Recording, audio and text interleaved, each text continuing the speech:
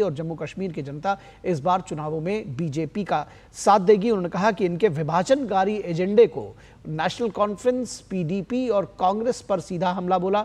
खासतौर पर national conference और कांग्रेस के गठबंधन को बेमेल और अवसरवादी बताते हुए कहा कि इनका जो एजेंडा है वो विभाजनकारी है और इस एजेंडे को घर घर पहुंचाना है। उन्होंने कहा, राहुल गांधी को चुनौती दी और कहा कितना भी दम लगा दो, हम जो गुर्जर, पहाड़ी, बकरवाल, दलितों के आरक्षण को हाथ नहीं लगाने देंगे। पाकिस्तान के साथ बातचीत जो कि नेशनल कॉन्फ्रेंस के एजेंडे में है, उस प्रश्न को भी उन्होंने उठाया।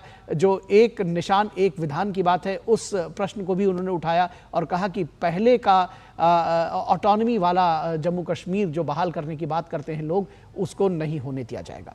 तो इस खबर पर और ज़्यादा बातचीत करेंगे। हमारे साथ हमारी संवाददाता रमा त्यागी श्रीनगर से जुड़ रही हैं। रमा, आज अगर देखा जाए तो ये चुनावी शंखनाद जो था वो बड़े जोर शोर के साथ किया है केंद्रीय गृह मंत्री अमित शाह ने, बीजेपी के वरिष्ठ नेता, और उन्होंने साथ ही साथ ये भी कहा है कि बीजेपी बड़े मन से चुनाव लड़ेगी और ये इस बार चुनाव जीतेगी भी। बिल्कुल, जोश जो है वो साफ तौर पर दिखाई दे रहा है और उसकी एक वजह है निखिल। मैं आपको बताऊं, जिस सड़क पर मैं खड़ी हूँ, पुलवामा से ये सड़क पुलवामा और शोपियां को जोड़ती है। ये आतंकवाद प्रभावित इलाका था, ये स्टोन पेल्टर्स का इलाका कहा जाता था। यहाँ पर जिस तरह से खड़े होकर आज मैं स्वतंत्र रूप से बातचीत कर रही हूँ, किसी की हिम्मत नहीं होती थी यहाँ पर खड़े चुनावों की बात करें, चुनावों की क्या बात करें, यहाँ पर जो बाहरी लोग थे वो निकलना उनका दूभर हो जाता था। लेकिन अब ये इलाका जो है चुनावी रंग में सराबोर हो गया है। यहाँ पे शांति है, यहाँ पे स्थायित्व है और 370 हटने के बाद जो है तमाम परिस्थितियां यहाँ पर लागू हुई हैं, लोग विकास की दौड़ में शामिल हुए हैं। तो जो बीजेपी की उम्मीद है वो इस विचारधारा के साथ है। 25 बिंदुओं का संकल्प पत्र आपने देखा होगा, तमाम वर्गों को शामिल किया गया है और साफ तौर पर यह कहा गया है कि 370 की बात लाने की बात जो नेशनल कॉन्फ्रेंस कर रहे हैं या पीडीपी कर रहे हैं या अन्य दल कर रहे हैं, उनका ये सपना साकार नहीं होगा। वो सिर्फ लोगों के जो सेंटीमेंट्स हैं, वो सेंटीमेंट लोगों के मन में है भी या नहीं है, ये भी अपने आप में एक बड़ा सवाल है। इसके साथ ही जो विपक्ष है वो बिखरा हुआ काफी दिखाई देता है। आपने देखा होगा नेशनल कॉन्फ्रेंस और कांग्रेस का जब अलायंस हो रहा था, सभी के माथे पर पसीना था, बड़ी ऊहापोह की स्थिति थी और आपस में काफी विभेद थे। इसके साथ ही अगर हम मुद्दों की बात करते हैं तो जब 370 की हम बात करते हैं या अन्य मुद्दों की बात करते हैं तो उसमें जो है कांग्रेस और एनसी में जो डिफरेंसेस है वो साफ निकल कर आते हैं। पीडीपी के साथ इन्होंने पीएजीडी बनाई थी, लेकिन अभी जो महबूबा मुफ्ती है उन्होंने सवाल उठाया उमर अब्दुल्ला के ऊपर। उन्होंने कहा कि उमर अब्दुल्ला कहते थे जब तक स्टेटहुड नहीं होगा मैं चुनाव नहीं लड़ूंगा। अब वो 2 जगह से चुनाव लड़ रहे हैं, आखिर क्या वजह है? क्या डर उनके मन में है कि वो 2 जगह जा रहे हैं? लोकसभा चुनाव लड़े, वहां पर हार गए, श्रीनगर छोड़ के बारामूला गए क्योंकि बारामूला सेफ सीट मानी जाती थी, वहां पर वो चुनाव हार गए। तो अपने आप में बड़े चैलेंजेस हैं ये जो दल बातें कर रहे हैं इनके सामने, और ऐसे में बीजेपी को होप नजर आती है क्योंकि लोग जो है विकास की धारा में यहाँ पर शामिल हो रहे हैं। यहाँ पर अगर मैं आम लोगों की बात करूं, हालांकि मैनिफेस्टो पे बहुत ज्यादा प्रतिक्रिया, किसी के भी मैनिफेस्टो पे प्रतिक्रिया लोग दे नहीं रहे हैं, लेकिन आपस में डिस्कस जरूर कर रहे हैं, आपस में बातें जरूर कर रहे हैं। और वो जो बातें हैं वो रोजगार से संबंधित होती हैं, वो शांति से संबंधित होती हैं, सभी को समान अवसर से संबंधित होती हैं। आप देखिए, एक गांव से अगर इंडिपेंडेंट लोग जो कभी चुनाव सोच नहीं सकते थे कि हमें चुनाव लड़ने का मौका मिलेगा, वो चुनाव के लिए आगे आ रहे हैं।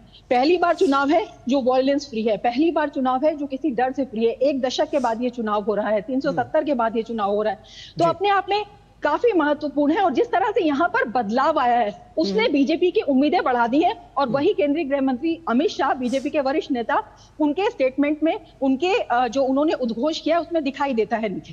निश्चित तौर पर यह उद्घोष में दिखाई देता है, लेकिन ऑन ग्राउंड जब बात करते हैं सभी के जहन में है कि जो घाटी की सीटें हैं 47 सीटें, वहां का जो परफॉर्मेंस है बीजेपी का वो तय करेगा कि वो सरकार बनाती हुई नजर आएगी या नहीं। कैसे देखते हैं, क्या रणनीति बीजेपी अपना रही है? बेहद आक्रामक मुद्रा में दिखाई दिया अमित शाह आज। देखिए, बीजेपी की जो रणनीति है वो साफ तौर पर दिखाई दे रही है। बीजेपी जो है वो विकास के मुद्दे पर लड़ रही है, बीजेपी जो है वो प्रैक्टिकलिटी के मुद्दे पर लड़ रही है। बीजेपी के जो कार्यकर्ता हैं वो वहां पर जो बीजेपी की नीतियां रही हैं और 370 के बाद जिस तरह से बीजेपी ने जो यहाँ पर दावे किए थे, चाहे विकास के हों, चाहे यहाँ पर स्वास्थ्य सेवाओं के हों, चाहे यहाँ पर सेब उत्पादकों के हों, चाहे यहाँ केसर के किसानों के हों, जिस तरह से यहाँ पर तमाम नीतियां उन्होंने लागू की, सरकार जो है वो लोगों के द्वार पर चलकर गई। इसके बाद यहाँ पर पंचायत चुनाव कराए, इसके बाद बीडीसी इलेक्शन हुए, वो भी ऐतिहासिक इलेक्शन हुए, किसी ने सोचा नहीं था, शांतिपूर्ण ढंग से। और जो आम लोगों के अंदर जो ग्रास रूट डेमोक्रेसी में एक विश्वास पैदा हुआ है, वो जो है वो बीजेपी की उम्मीदें यहाँ पर बढ़ा रहा है। जम्मू में बीजेपी का हमेशा से प्रभाव रहा है।